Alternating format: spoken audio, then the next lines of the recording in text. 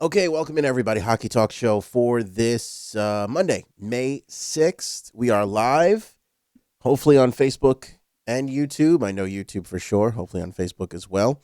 A little bit of technical difficulties tonight, but we're going to battle through it, and it looks like we're good on Facebook too. Podcasts, of course, all the major networks, and make sure you guys give the thumbs up like this on Facebook or YouTube. And of course, share us on the podcast through all of your social media channels. We're on all the major networks: Apple Podcasts, Google Podcasts, Stitcher, TuneIn, and everything else, including Spotify. So make sure you guys are spreading the word out there. We really do appreciate that. We have a ton of hockey content to talk about, although this episode will be dominated by the New York Islanders. It was clear out day today. We will hear from the man himself, Lou Lamoriello, on what is exactly going on with the New York Islanders. There is the possibility of seeing a ton of changes for this franchise heading into the offseason. So we're going to break down everything that Lou said, and we're going to talk about what that means for this franchise moving forward, what changes are possible, where is their goaltending relationship right now with Robin Lehner and Thomas Greiss, one of which is a free agent.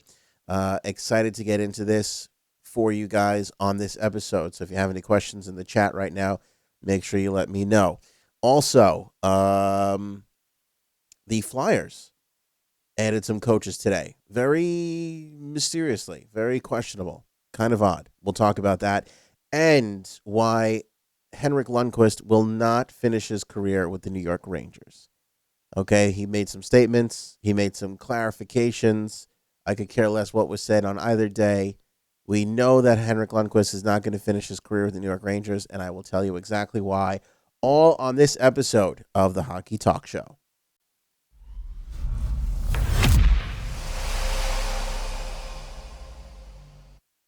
All right, welcome in, everybody. Thanks so much for the questions coming in already on Facebook and YouTube.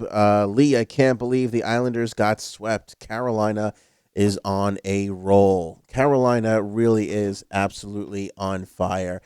This is a franchise that somebody reminded me today in the Hockey Talk Show community that I was questioning when they fired Ron Francis, the new owner, not doing things the way things are typically done in hockey, which can be refreshing at times and also catastrophic at other times. And as we're seeing right now, the results are coming in that they are refreshing. Tom Dundon has pushed all the right buttons, and I think the biggest button that Tom has pushed right now is bringing in Ron Brind'Amour and letting him be a leading factor in that locker room. I think that's been huge for this franchise. Ron had been there in some way, shape, or form all the way through Ron Francis's tenure, but taking a lead role as the head coach was pretty significant. I also criticized Don Waddell's hiring as a general manager, and I saw some comments from him today that basically said that he's essentially going to be looking for a general manager a la every other team in the National Hockey League, with the latest being the Vegas Golden Knights, where your GM steps aside, becomes the president of hockey operations, and you bring in somebody else to handle the day-to-day operations of the hockey side in a form of a general manager. So no matter what the Carolina Hurricanes wind up doing this year, no matter how far they go in the playoffs, I wouldn't be surprised if we see a new general manager for the Canes moving forward. The interesting part about that is Don Waddell is already the president of hockey operations. In fact, he was tasked with finding a general manager. Tom Dundon wasn't pleased with anybody that they found, so he just said to Don, why don't you just do it? And I think Don took it reluctantly, but he took it in order to get the job done. And now we are seeing some comments from Don Waddell where he kind of wants to, relinquish that role and get somebody else to come in there. So I'm not sure who that person is going to be. Mr. Hunter is still out there and available, and we'll see what happens and what comes of that. But it is interesting, and it is also super, super interesting to see what is happening with the Edmonton Oilers. This episode originally was going to be all about Kenny Holland and his new role as general manager. It is basically a done deal that he is signing on the dotted line. Actually, as I understand it, he signed today. But the reason why we switched things up is because the Islanders are really dominating the conversation. They were the only team clearing out today. And Lou Lamoriello had a whole bunch of things to say, and we don't have a formal announcement yet from the Edmonton Oilers announcing the position, even though we know it's a done deal. So we can save that for another day. We'll talk about Kenny Holland and all the issues that face the Edmonton Oilers, his new team, and what is left behind in his old team, the Detroit Red Wings. But today is going to be all about the Islanders. And again, we'll touch on Henrik Lundqvist and the fact that he's not going to finish his career as a New York Ranger.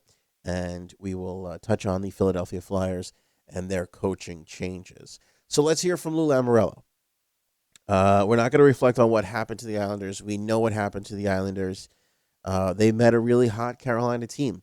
Lou was asked if the weight in between Pittsburgh and Carolina, if that hurt them, and Lou quite jokingly said, "You don't really know until it's over." And now that when it's over, yeah, it did hurt us. And I think it did hurt them. I think that layoff did hurt them because I think that they had time to let it all sink in that they had just swept the Pittsburgh Penguins. And like I said in an earlier episode of the Hockey Talk Show, they were really good as underdogs all year long. The Islanders thrived as underdogs. And suddenly coming into this with a lot of time off, they had time to think about it. Everybody picked them as the better team over Carolina before the series started. Even though Carolina was going to oust the Stanley Cup champions, the Islanders were still viewed as the favorite. They had home ice. I think they let that sink in, and I think that hurt them in the long run. And I think we can see now that is actually the case.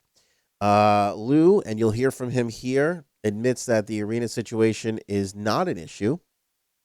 It didn't bother him or the team that they played those games at the Barclays Center. So hopefully we can finally put that idiocy to rest.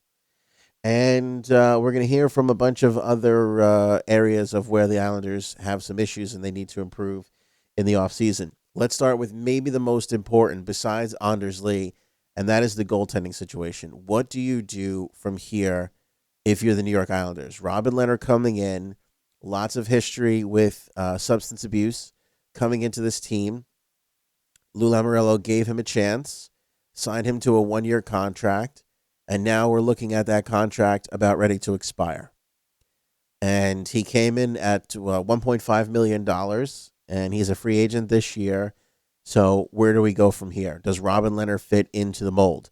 It has been long known on the island that Ilya Sorokin, the Russian goaltender, is going to be the goaltending future for this franchise. Where does that set in now? That's how Garth Snow is setting things up. Is Lou Lamoriello on the same page there?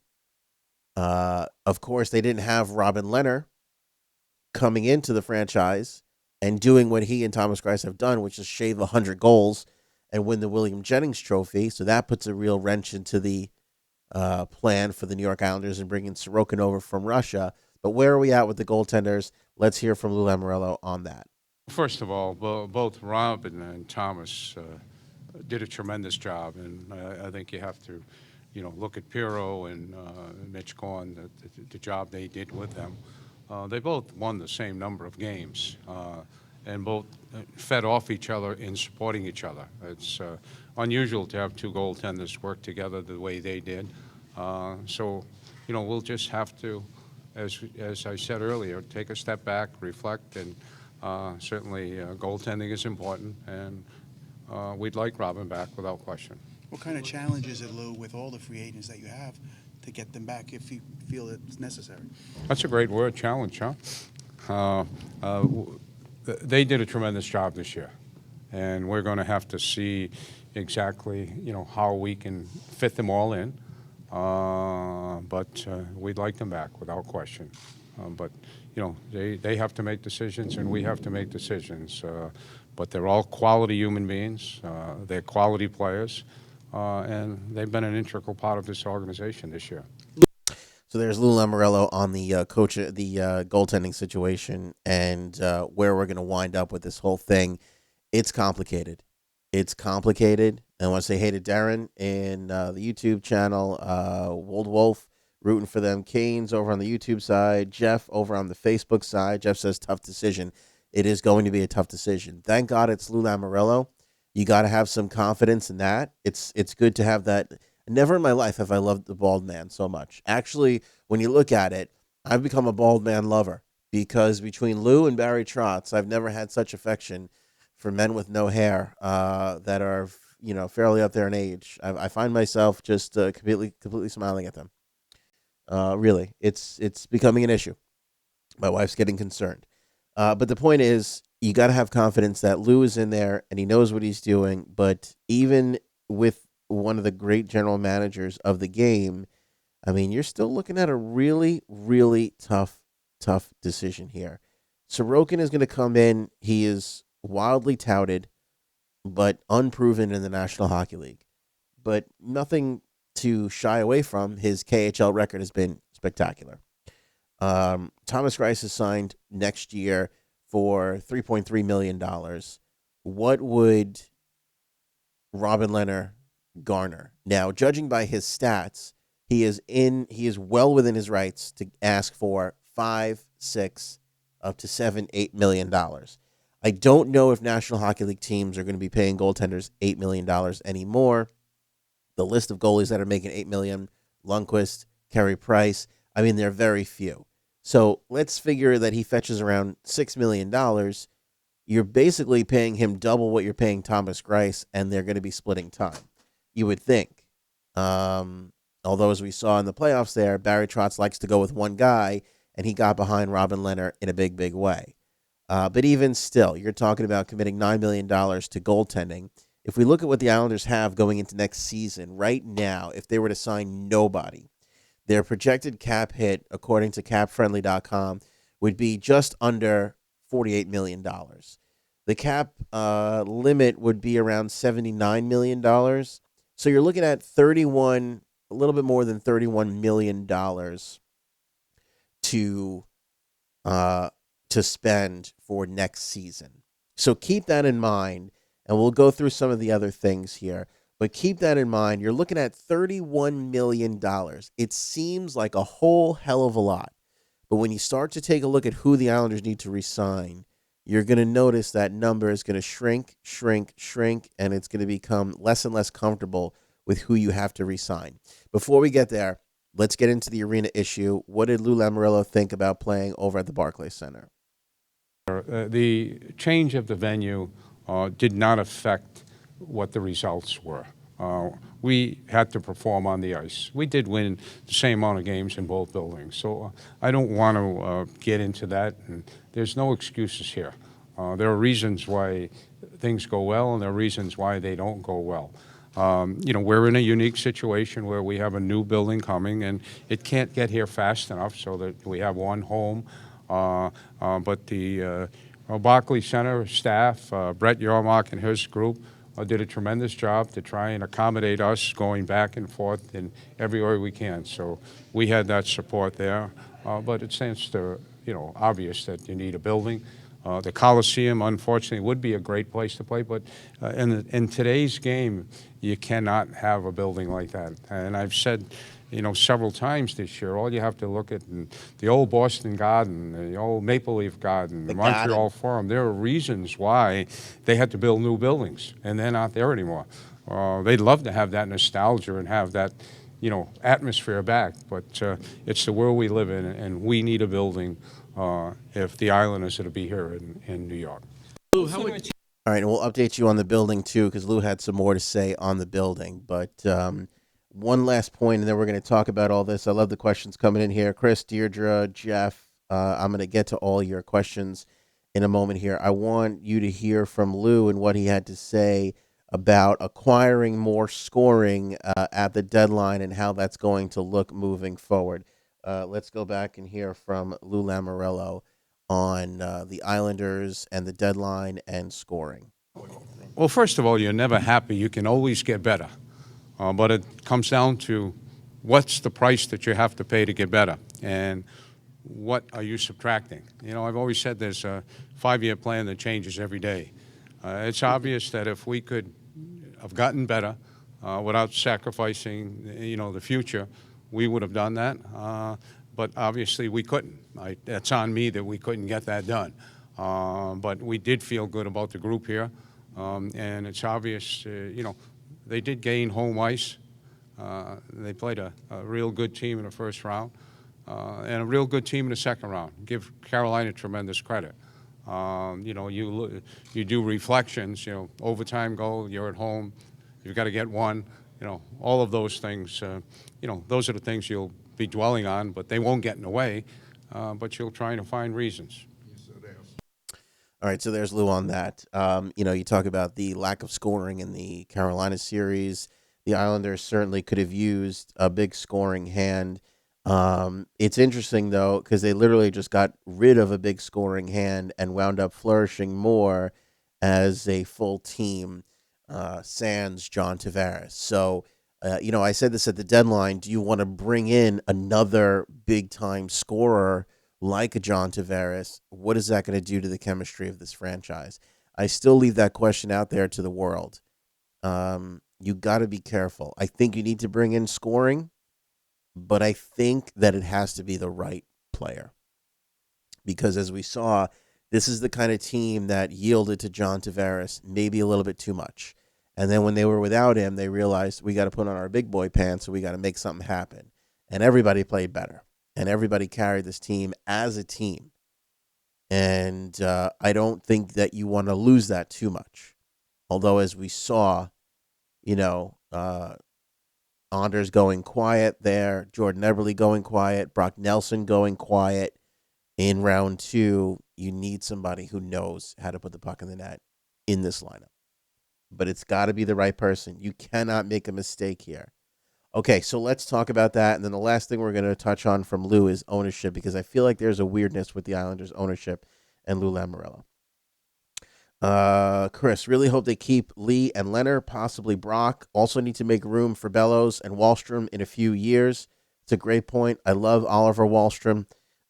Big fan of his. I was hoping, fingers crossed, at the draft that's who the Islanders would go for. In fact, I think it's a live show that you can go back and watch in a past episode that I was hoping for Oliver, and he was the one that they selected. So I was really, really excited about that. Big fan of that pick. I'm a big fan of Kiefer Bellows too. I'm surprised it's taken him as long as it has for him to rise to the occasion.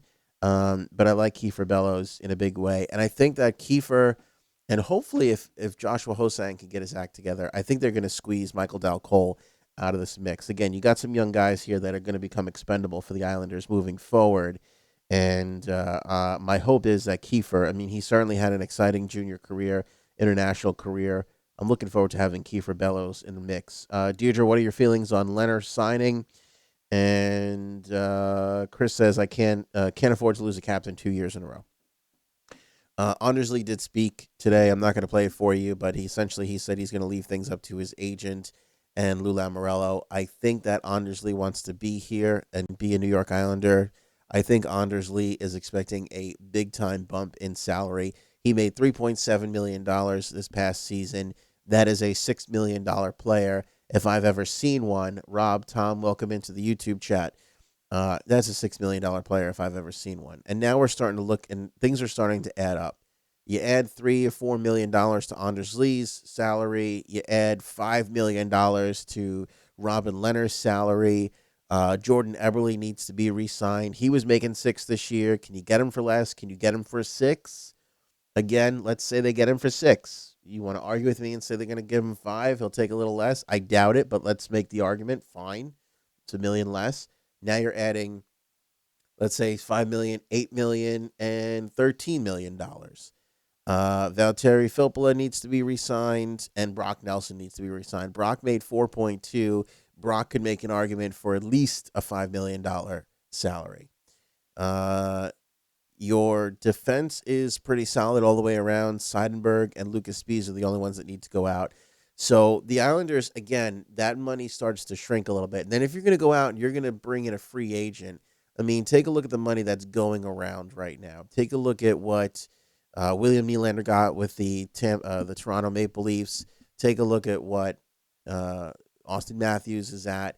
And look at the RFAs. I think the RFAs are a possibility for the Islanders. But now you're talking about an $8, $9, $10 million player coming in.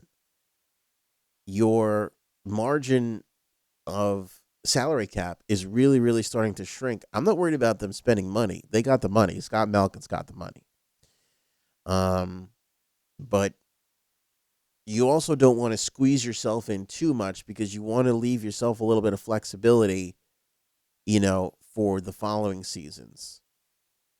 Because you're going to have some players that are going to come up on free agency over the next couple of seasons. Most notably, Matthew Barzell. He's at his last year this upcoming season. He's at 863,000. What do you think Matthew Barzell is going to get when his time comes up? Because if you're hoping to sign Matt Barzell at a Anders Lee cap-friendly $6 million, I got some news for you, kids. Go take a look at Mitch Marner and what he's going to get. Now, is Matthew Barzell as good as Mitch Marner? He could be. He hasn't proven to be as of yet, but they thought at the beginning of the season that Mitch Marner would come in around $7 or $8 million. Mitch Marner is going to turn around and tell the Toronto Maple Leafs, guess what, guys? I want $12 million. You're signing Tavares for 11? That's great. I'm putting up as much points as he is. Why am I any different? I want $11, $12 million. What's the difference between me and Leon Draisaitl? Great. Why would I take $8 million or $9 million to come back here?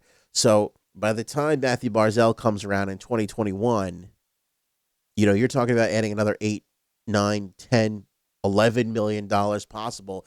I mean, if Matthew Barzell has a monster of a year next year, which all signs indicate that is entirely possible, why would he take anything less than $10 million? Why?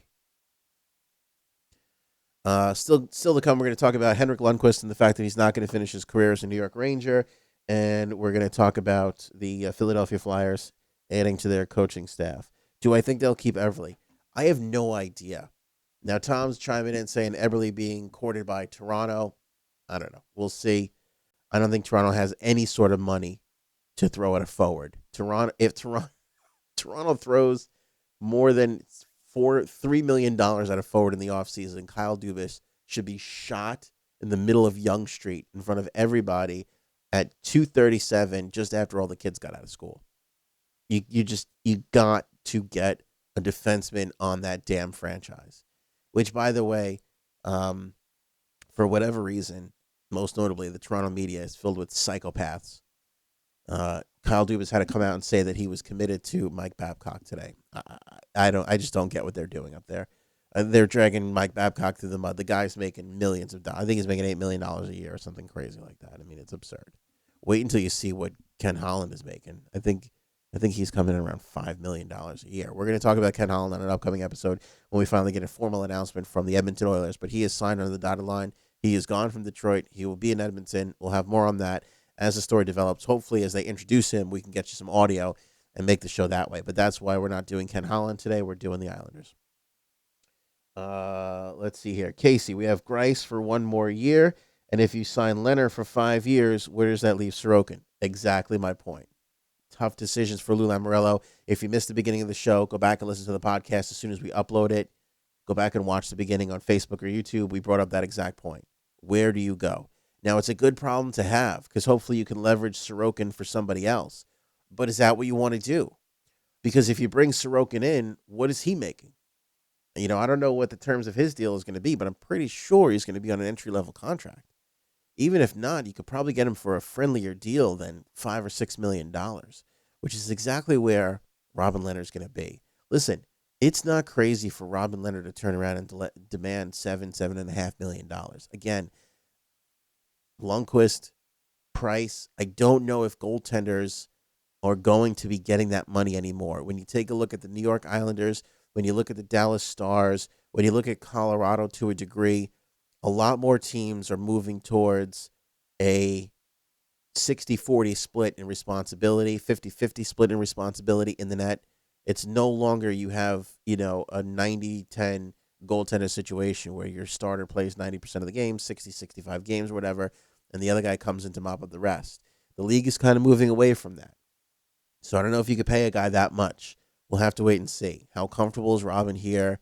How friendly of a deal can the Islanders get him on? Because like I said, Brock Nelson, Anders Lee, Jordan Eberle, and the potential free agent that you want to go out and snag this year, plus Matthew Barzell, coming up the year after that, you're going to have a big, tight squeeze on the New York Islanders cap space. Okay. So you got a lot of decisions that you have to make right now, today. Tom says we're moving towards a two goalie system. We're looking at a 50 and 32 game split. Exactly what I was saying. Couldn't agree more, Tom. That's exactly what I'm saying. And as we saw, that really proved to be good for the Islanders this year.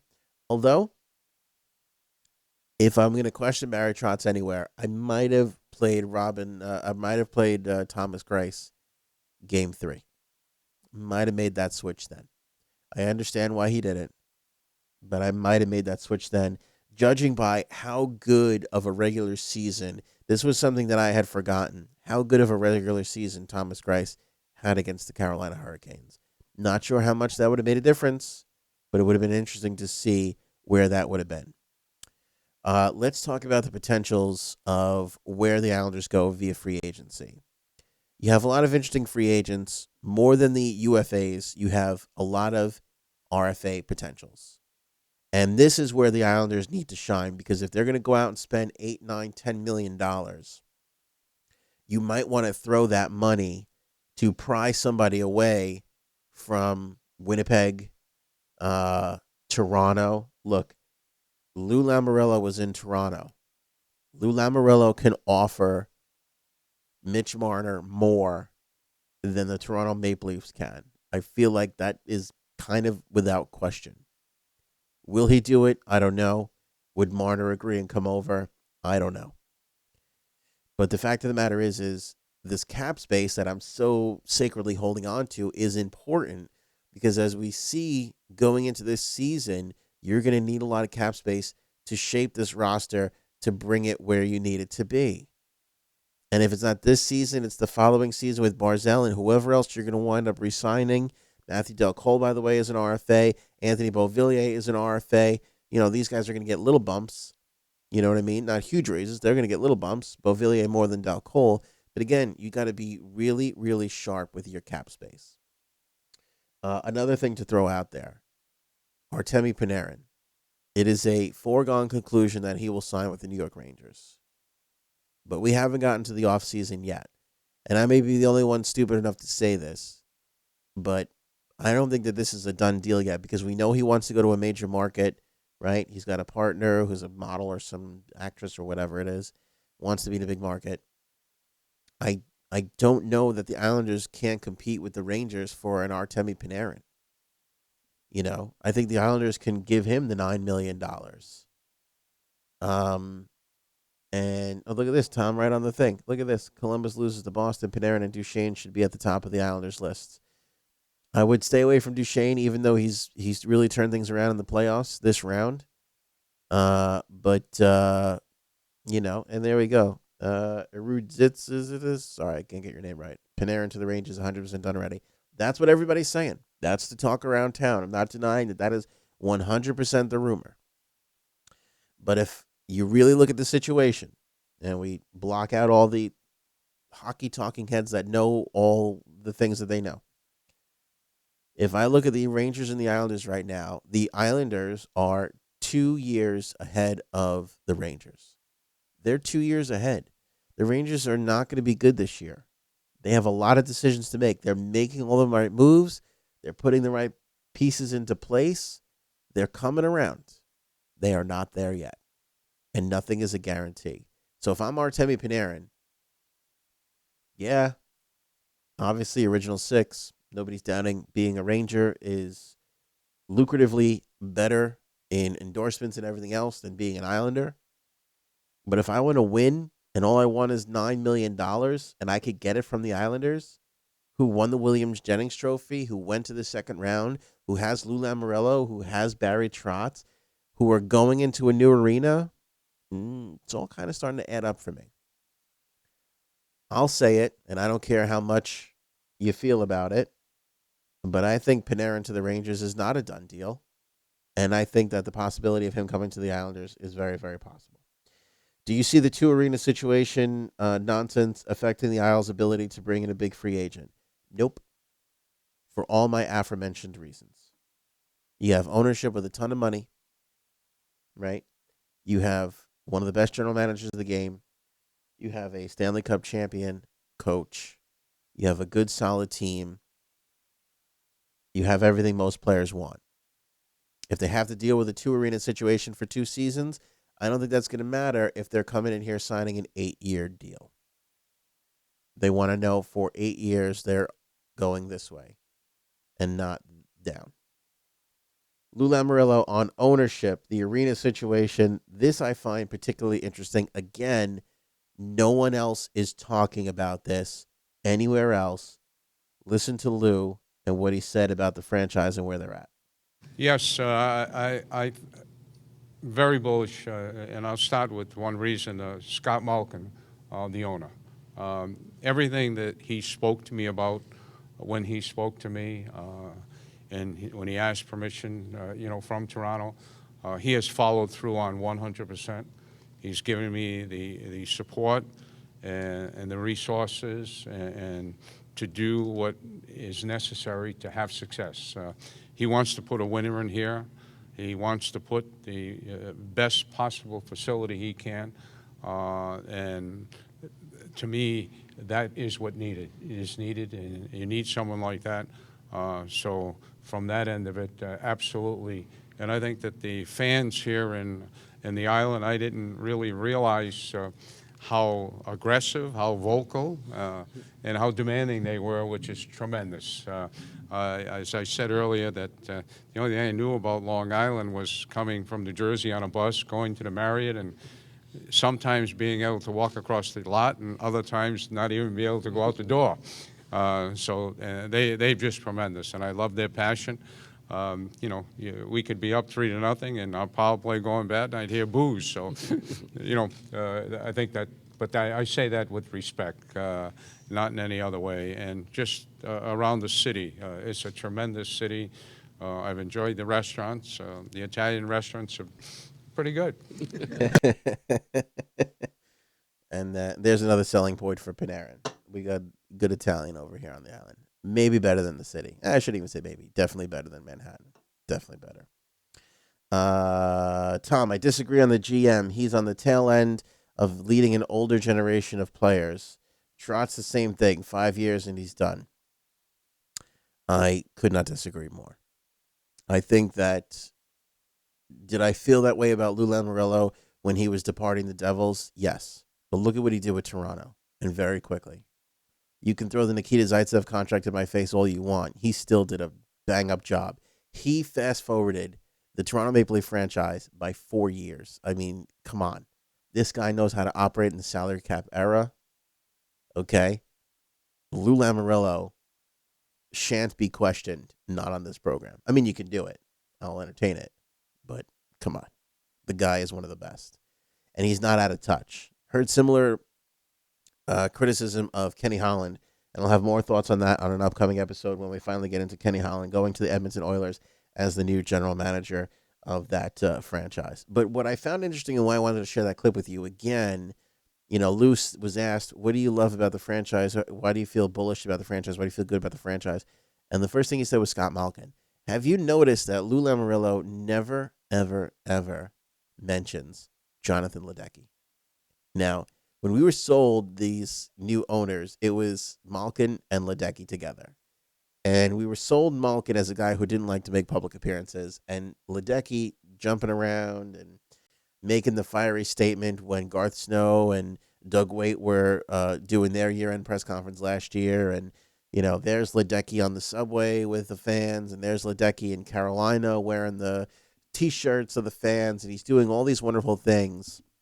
He's the face of the ownership, but yet Lou never acknowledges Jonathan Ledecky. I don't know what that is, and I'm not trying to stir up controversy, but this is at least, if I did this the second time Lou Lamoriello said something, I'd be trying to stir up controversy. You're talking about an entire year now where 6, 7, 8, 9, 10 times Lou just mentions Scott Malkin without Jonathan Ledecky. And I don't know what that is, and I don't know why it is, but it just doesn't seem normal to me whatsoever. Seems like there's something weird going on there. where Jonathan Ledecky is just out in front as like a mascot almost, so Scott Malkin doesn't have to deal with things. But behind the scenes, Scott Malkin is calling all the shots. Would love to see what Barzell and JHS could do together. Joshua Hosang. Joshua Hosang needs to get his act together. I was all on Joshua Hosang's side up until this season. The fact that you couldn't listen to Barry Trotz or Lou Lamoriello and get yourself into the lineup, the fact that you've fallen behind Michael Dow Cole, who I just don't think is as good as Joshua Hosang, is a pure sign that there is an absolute attitude problem and you need to make adjustments. You know, when you come in here and you don't get along with the regime, you can say it's maybe the general manager stinks. Maybe the coach has an attitude problem, and I'm fine with that. But now you're talking about two separate regimes, and you still can't crack the lineup. The problem is with you, my friend. And you got to look in the mirror and figure out what to do because you have entirely too much offensive talent to be wasting time away in the AHL. So that's my thoughts on that. I don't think the arenas matter. And Lou did say that shovels will be in the ground in the summertime. There's been a lot of grumblings, a lot of rumblings at the Belmont Arena. Nobody's talking about it. We know that there's some money opposing it now, trying to pretend that they're a community outreach and the community's not happy. It's all a load of crap. It's a billionaire who's trying to grab the land out from under them and redevelop it. I don't think he'll be successful no matter how much money and lawyers and PR firms that he has hired to present himself as a community watch group. I don't think it's possible. Lou's been in meetings. He said, I've been in meetings, so unless you know something I don't, I expect the Belmont Arena to go off as is, and the Islanders are going to have a home there in Belmont. You don't think playing round two contributed to the sweep, playing at Barclays? Tom, go back to the beginning of this episode once we're done and listen to what Lou Lamoriello had to say. I've been saying it for the longest time, and he backed it up.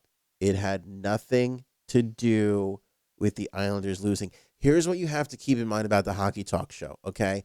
This is what I want you guys to know about the media in the world of hockey. One person says something, 4,000 other websites and aggregate news sites and Twitter feeds and everything all repeat the same garbage. And we all read it from the same places, and we all turn around and think that that is God's word handed down from above, and that is exactly the reason. We don't play that garbage here on the Hockey Talk Show. We look at things, we analyze them, and we come off with an opinion. I could care less what other people say. And that's exactly what you're getting on this issue. We only feel like the arena was a thing because some people said it was a thing. Other people latched onto it. Why would they beat Pittsburgh so badly and lose to Carolina? I laid this all out on a previous episode. You guys can go back and watch it or listen to it on the podcast. I gave you all the reasons why. It had nothing to do with the arena, their record. No apologies, Tom, and I'm not yelling at you, Tom. I just want everybody to know the deal. Don't take this as a slam, my man. I appreciate the comments and your questions. You've been all-star. You're one of 3 stars of this episode, my friend. But that's the whole reason why we have the show. That's why I rely on you guys to share it on your social media channels and spread the word. This is independent hockey thought here. You know, it's independent hockey thought. We're not going to just follow along with what everybody else says. We're going to look at this from a standpoint and we're going to make a judgment. I was at Barclays for round 2. The building was loud. Was it as loud and good as the Nassau Coliseum? Nowhere near. Absolutely not. The room is too big. It's too cavernous. You can't get the same volume. You can't shake the rafters like you can at the Coliseum. But as Lou says in the beginning, and I'm excited for you to go back and listen to the beginning part of this episode, you look at the Boston Garden, you look at the old Montreal Forum, they're all in the same thing. They were all better buildings to play in than the current ones. But you just can't have that in the current state of the National Hockey League. And I even gave the reasons why in the previous episode of why you couldn't have round 2, why it was important for the long-term health of the franchise not to have round 2 of the playoffs there, even if it was a short-term sacrifice in success for this year, which I don't think it was. I think the Islanders would have gotten swept if they were at the Nassau Coliseum as well. Carolina is a good team, and you got to give it up to them. They beat the Islanders. They found a way to beat the Islanders, plain and simple. So there's the wrap up on the New York Islanders. We'll have more about them, of course, because they're one of the more interesting cases going into the off season. Where do you go? They're good problems to have. Oh, I have 3 goaltenders that are amazing. Who do I sign? It's good problems to have, but let's see what Lou Lamoriello does with this. Let's see what chips he cashes in and what chips he doesn't. Does he stick with Jordan Eberle? It's a coin toss if you ask me. I think he's more apt to try and sign Anders Lee. I thought Brock Nelson had a great year, but do you want to give both of those guys $6-7 million? Anders Lee can definitely go out and get $7-8 million for someone else. There'll be money for him on the table. What do you do about the RFA situation? Listen, when the Stanley Cup Finals are over, and again, I promise you, if you have hockey friends, share this on social. Next time you're in the locker room getting ready for your beer league game, let them know. We are going to dive into the RFA thing so much once the season is over because there are far too many RFAs out there and there are far too many teams with a cap squeeze, i.e. Winnipeg. They might lose 2. They might lose 2 free agents to RFAs to offer sheets. And the Islanders, with a lot of space and money to give, are going to be one of those players in the game. So we'll see where they land on that. So that is still to come here on the show. But as we wrap up, a couple of things to get into quickly here. Let's talk about the Flyers very, very quickly. I found this to be pretty interesting, pretty eyebrow-raising. They welcomed in 2 assistant coaches to Alain Vigneault, and they are 2 former head coaches, and Michel Therrien and Mike Yeo. Not saying that this is a bad move, but I definitely go, wait a second, when I see something like this. I mean, it's one thing to give one of these guys an opportunity, to have both of them come in, both being head coaches. Michel Therrien, much more qualified than Mike Yeo, much bigger track record for success. This is a little strange to me. I am very surprised in Alain Vigneault's choices on this one. Very, very surprised. Not that I'm saying you're in trouble or you might lose your job or anything like that, but I mean, you essentially put 2 replacement possibilities on your bench. Seems a little strange to me. Not quite sure about it. Let's talk about Henrik Lundqvist really quickly. Henrik said something the other day. I don't even know what it was. It's not important. He came back and he corrected what he said today, saying that he wants to finish his career out with the New York Rangers. He's on the same page. Nothing to see here. His prior comments got taken out of context. He's on the same page with the New York Rangers. His hope is to stay here. Henrik Lundqvist doesn't finish his contract out with the New York Rangers, and I'll tell you why. They just signed that other goalie kid from Russia, right? That's reason number 1, which entails reason number 2, which is known as the 32nd franchise in the National Hockey League. Henrik Lundqvist will be the Marc-Andre Fleury of the 2021 expansion draft because there's no way on God's green earth with Georgiev and the new kid that they just signed do you protect Henrik Lundqvist and not some of your young goaltenders. The Rangers are, and rightfully so, positioning themselves for a post-Henrik Lundqvist run. They are preparing themselves for life after Henrik, as they should. They're a young team. They're doing all the right things. This is where they need to be as a franchise. Would they like to win with Henrik in net? Of course. Does he give him a wonderful chance to win? Of course. Is he one of the greatest goaltenders we've ever seen? Of course. I'm not taking anything away from him. But he is done at 2021 and becomes a free agent after that. If that draft is in that time period, you leave him unprotected. And if I'm the Seattle franchise and I see this aging goaltender, I might want to take a stab at him. I have nothing to lose. Shesterkin is in, and Georgiev is in, and they'll be the future for the New York Rangers. And so we'll see what happens there. Lundqvist will definitely be left unprotected because of his age and his contract, and I wouldn't be surprised if Seattle takes him.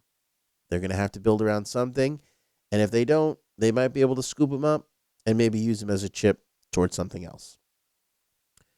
So we'll see. But not his fault and not the New York Rangers' fault, but Henrik Lundqvist will not finish with the New York Rangers. No 2 ways about it. Great episode. Thank you guys for all the comments and the discussion. It was really good. Again, hit the thumbs up on the video on YouTube or Facebook. Make sure you guys are subscribed on YouTube and you hit the bell so you get notifications for when we go live. Same deal with the Facebook page. Don't just like the Hockey Talk Show. Put your little mouse over the follow button on the Hockey Talk Show page. Let the thing come down and hit see post first. If you don't, you're going to miss out for when we go live. And that is unfortunate. As I've been saying, we're making most of our revenue these days through the podcast end of things. So even if you were with us for a bunch on this episode, make sure you go and check out the podcast episode and listen to the ads if you can. You can even lower them and just throw them on in the background. But listen to the ads. Let them play at least so we can get a little cash in here and keep this train a-rolling. The podcast usually goes up a few hours after the episode airs live, so give it a little time. But you can go back and listen to some previous episodes and, get some money coming into our pocket that way. Deirdre thinks that Lundqvist retires. Entirely possible. He might want to say, you know what, I don't want to go to Seattle. I don't want to be involved in the whole thing. I'm going to hang up my skates. I don't know what the protocol is for retiring players and the expansion draft. Because if I'm the Rangers and Lundqvist is going to retire, I'm going to kind of convince him not to and get picked up and then retire afterwards so that I can protect essentially another player in his place. I don't know how that works. I don't know what the deal is there. We'll have to wait and see. I'm sure that's going to be something interesting. I'll take a look into see what the rules are on that. That's it for me, guys. Enjoy the hockey action tonight. Let's see here. Columbus and Boston tied at nothing in the second right now. I think Boston might take this game. If they don't, I think they'll take game 7. Let's see if Trotz can get his Blue Jackets there as he has time and time again. San Jose and Colorado tonight at 10. Give me San Jose to take this in the 6 games. And then I'm really looking forward to game 7 tomorrow. Dallas and St. Louis should be good. Give me the St. Louis Blues there to take that series. All right, that's it for me. Enjoy the hockey. I'll see you guys on the next shift.